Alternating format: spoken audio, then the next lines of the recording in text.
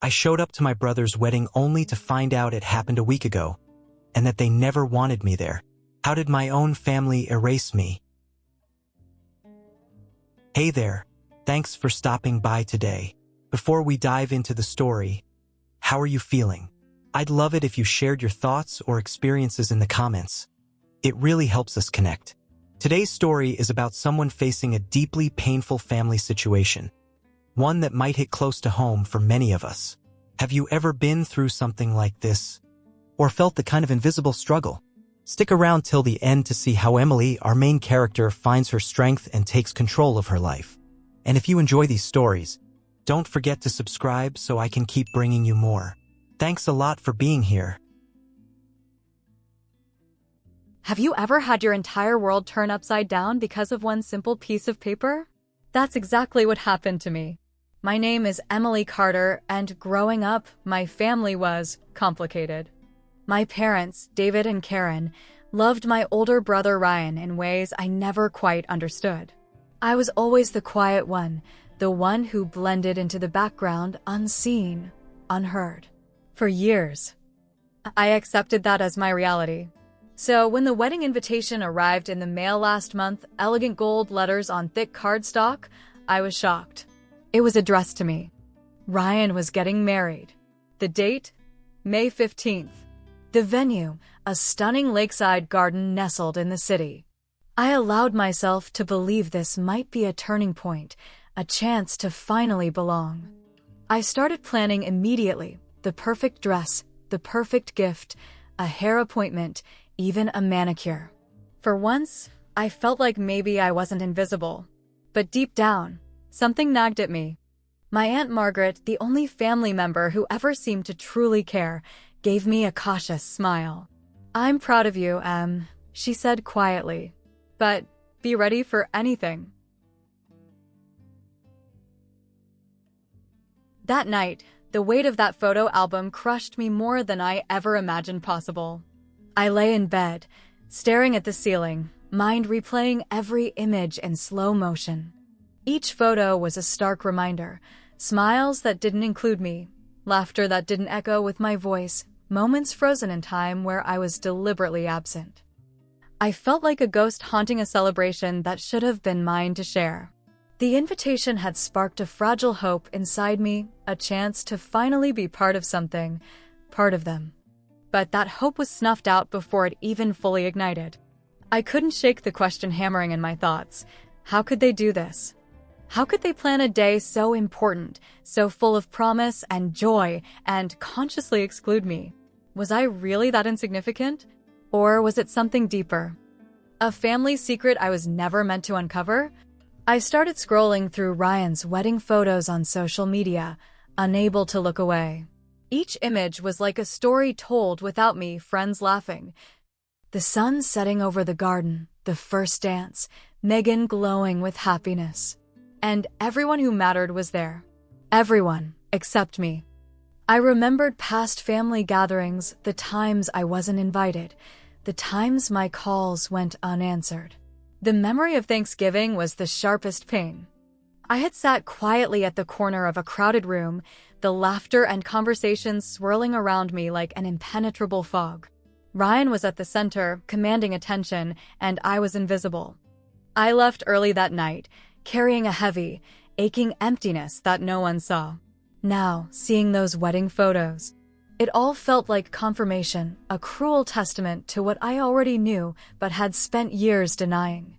I reached out to Aunt Margaret, my one ally in the family.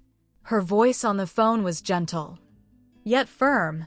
"Emily, you need to be ready. Tomorrow is going to be harder than you think." The next morning, the sky was a leaden gray, heavy with the threat of rain, mirroring the storm brewing inside me. Margaret drove me through winding country roads to the family's cottage, a place heavy with memories both good and bad. The air was thick and still, the silence between us filled with unspoken fears and quiet determination. We parked on the gravel driveway and walked up the narrow path to the front door. From inside, I could hear laughter light, carefree, so foreign to my ears. The sound of glasses clinking and joyful voices floated through the open windows. This was the world I'd been shut out from, just beyond that door. Margaret's hand was warm on my arm. "Are you sure?" she asked softly. I swallowed, steeling myself. "I have to." The door opened abruptly, revealing my mother's face, wide-eyed with surprise and something darker lurking beneath. Behind her stood my father, Ryan, and Megan, all frozen in shock. Their eyes bore into me with a mix of confusion and cold calculation. Ryan's voice was clipped, almost weary. "What are you doing here?" My throat tightened, but I forced the words out. "I know about the wedding." Their faces shifted, my mother's lips pressed into a thin line, her eyes flickering with something I couldn't name. Guilt? Resentment? Shame? "You're here to cause trouble," she said quietly. I took a step forward, holding my ground. "I'm here because I was lied to. You sent me an invitation with the wrong date. The wedding happened a week ago. You didn't want me there. You think this is cruelty? We didn't want you there. You make everything awkward." My chest tightened painfully. "Awkward? You shut me out. You erased me." My father's voice was defensive, cold. I wanted to scream, to run, to disappear. But I stood still because a small, stubborn part of me still hoped that family meant more than this. Why send me the wrong date? Why pretend I don't exist? The silence was suffocating. Then Margaret's voice cut through, calm but heavy with truth, because it was easier than facing what's really broken here. Suddenly, I wasn't just the invisible daughter anymore. I was the fault line, the crack no one dared admit. That day shattered me. But beneath the ruins, something fierce was born. I wasn't the helpless girl they thought I was. Behind my quiet exterior was a woman who'd built a life, a career in digital marketing, smart investments, and a secret history of financially supporting this family without thanks. This was my power, and I was ready to claim it.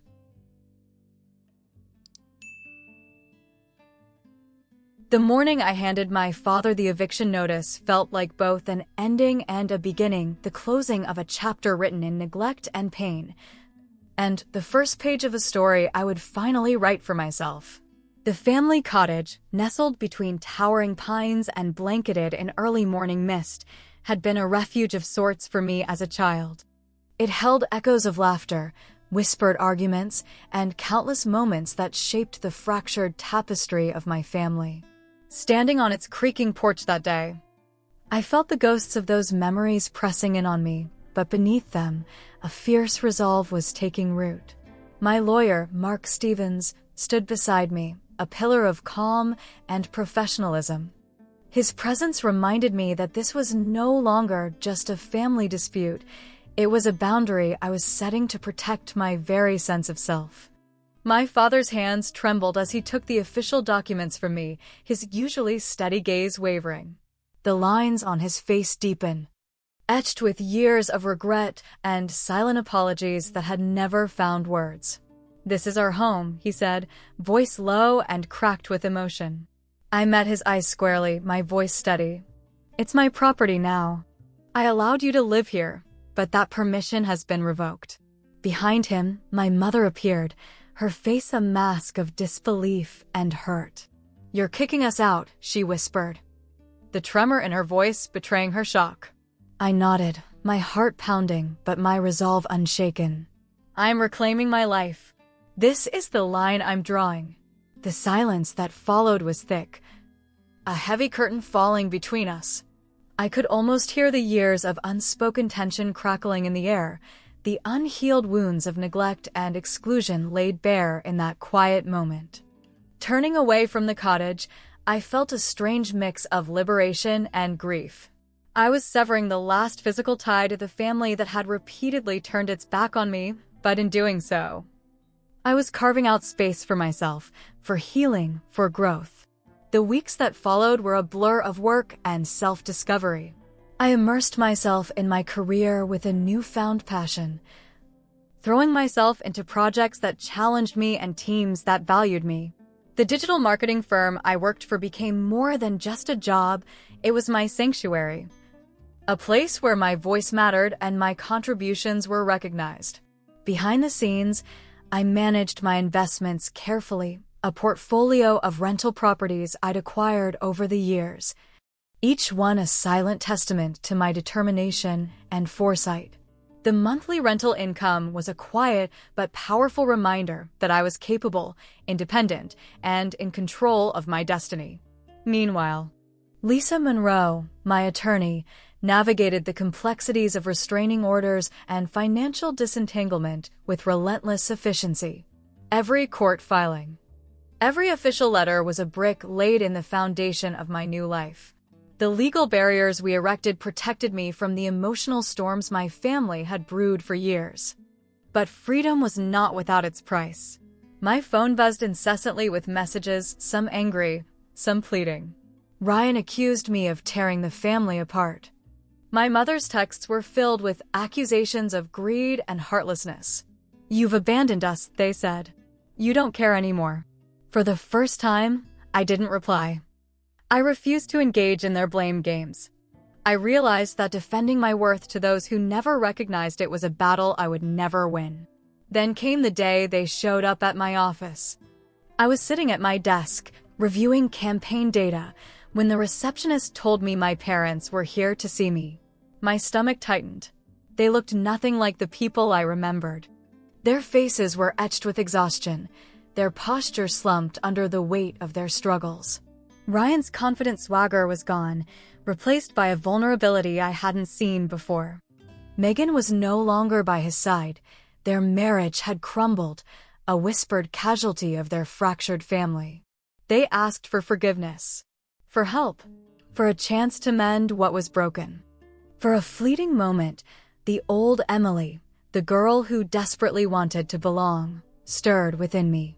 I remembered the years of quiet support, the money I'd given without recognition, the calls I answered when no one else did, but Aunt Margaret's voice echoed in my mind. Family isn't just blood.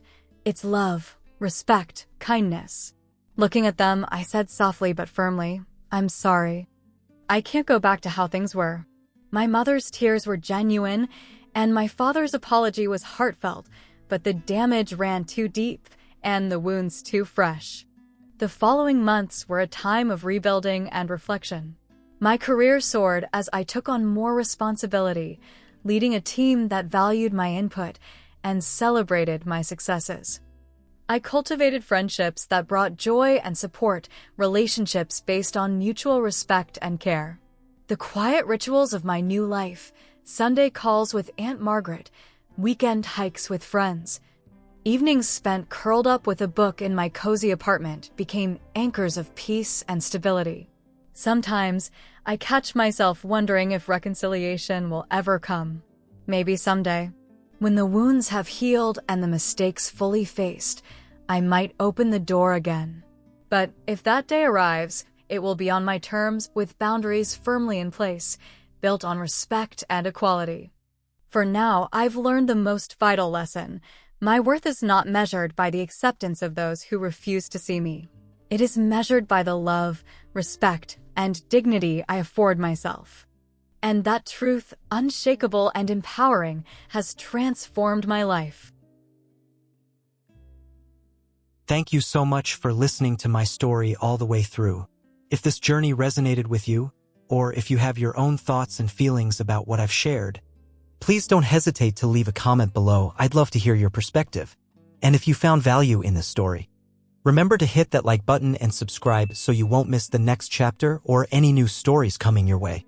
Your support means the world to me and helps keep these stories alive. Until next time, take care and keep believing in your own strength.